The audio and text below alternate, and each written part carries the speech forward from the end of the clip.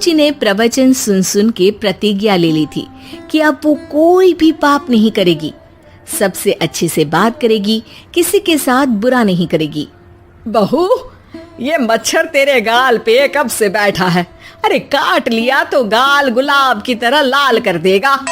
बैठे रहने दो माँ जी, उसे आराम करना होगा। उसने मेरे गाल को अपना घर समझ लिया है, तो मैं उसे बेघर क्यों करूं?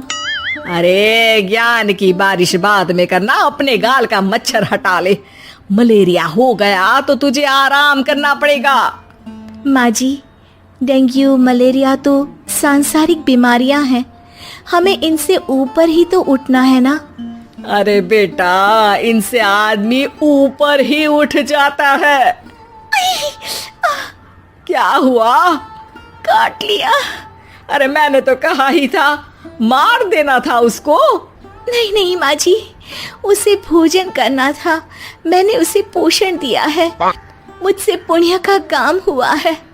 अरे उड़ रहा है टुनटुना के, ताली बजा के मार दे वरना फिर काट खाएगा। नहीं नहीं माँ जी, जीव हत्या करना पाप है। मैंने एक बार व्हाट्सएप पे एक उपदेश पढ़ा था, मच्छर आपको काटे ये उसका जुनून है, उसके बाद आप खुजाओ ये आपका सुकून है। लेकिन कभी मच्छर को मारना मत, क्योंकि उसकी रगों में आपका ही खून है। अरे तू और तेरा व्हाट्सएप का ज्ञान, भगवान बचाए।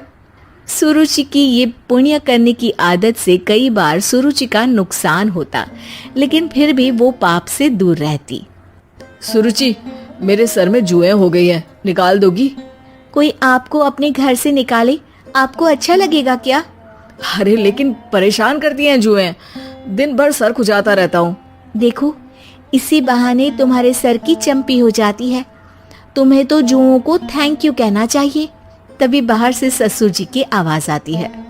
बहू, बहू। अभी आई बाबूजी। बेटा सुनो, ये देखो चाय में ना मक्खी तैर रही है, दूसरी चाय ले आओ जाओ।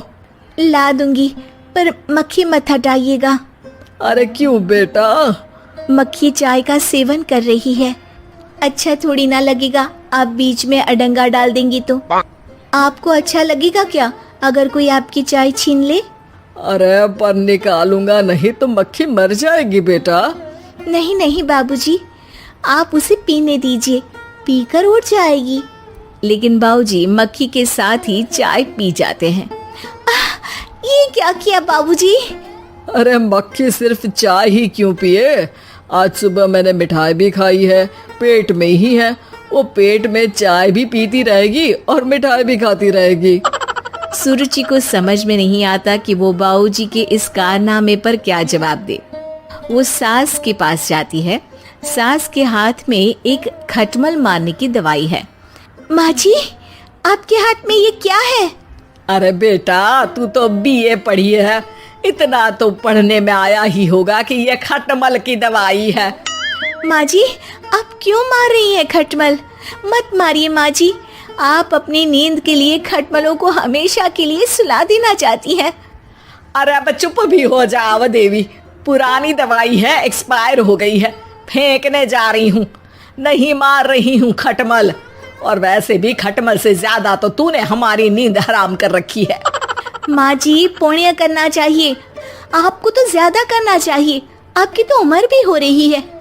अरे उम्र से याद आया, बैंक में जाकर जन्म तारीख सही करवानी है, तैयार हो जा, कल स्कूटी चला के ले जाना मुझे। अगले दिन सास घर से निकलने से पहले दही शक्कर खा रही है और जल्दी जल्दी में हाथ नहीं धोती।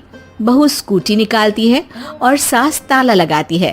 ताला लगाते वक्त शक्कर के दाने ताले पे रह जाते हैं और दोनों सास बहू हड़बड़ी में घर से बाहर निकल जाती हैं। अच्छा हुआ कि तेरी स्कूटी में सेल्फ स्टार्ट है, वरना तू तो बोलती कि मैं किक नहीं मारूंगी, किक मार दी तो पाप लगेगा। माँ जी, इस तरह मजाक करना भी पाप होता है। दोनों सास बहू बैंक पहुंचती हैं। अभी लंच टाइम है, बाद में आना। अरे भाई साहब सुन तो लो, करवाना क्या है? अरे जन्म तारीख बदलवानी है, कैसे बदलेगी? अब किसी और तारीख को पैदा हो जाओ। यही चुटकुला आप अपने मैनेजर को भी सुना पाओगे ना? वो भी हंस ले थोड़ा, अभी बुलाती हूँ। अरे अरे रुकिए रुकिए, ये फॉर्म भरिए और आधार कार्ड दीजिए। अरे राम रे, आधार कार्ड तो भूल ही गई, उसके बिना तो नहीं होगा। अरे बहू जा घर से जल्दी से मेरा बटुआ उठा ला, उसमें मेरे सारे कार्ड रखे हैं। जा जा जल्दी लेकर आ, वरना बैंक बंद हो जाएगा और कल मुझे अपनी बहन के यहाँ भी तो जाना है ना। जी माँ जी, अभी गई और अभी आई। अरे रुक, चाबी तो लेकर जा घर की। बहू जल्दी से घर पहुंचती है, लेकिन घर पहुंचते ही देखती है कि ताले पे बहुत सारी चींटियां हैं, जो माँ के ताला लगाते वक्त हाथ से ताले पे शक्कर छूट जाने के कारण आ गई थी। चींटियां हट जाओ, मुझे आधार कार्ड निकालना है। बहू चींटियों को हटाती नहीं है, उनसे मिन्नतें करने लगती है। सुनो, हट जाओगी तो और भी शक्कर के दाने खिलाऊंगी।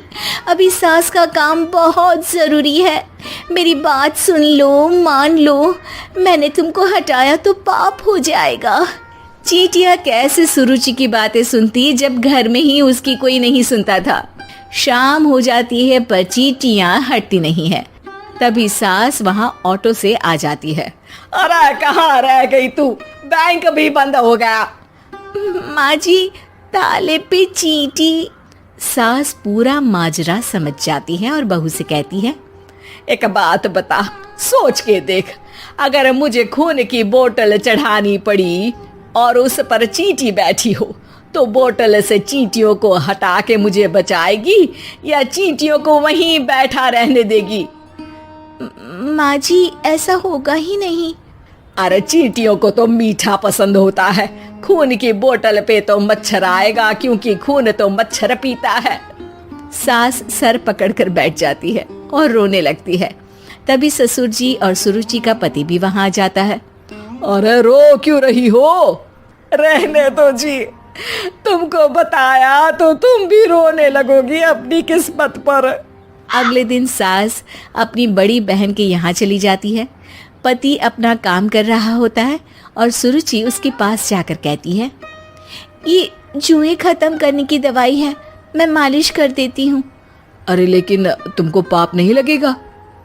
अपनों की खुशी के लिए अगर छोटे मोटे पाप करने पड़े तो वो पाप अच्छे हैं जी।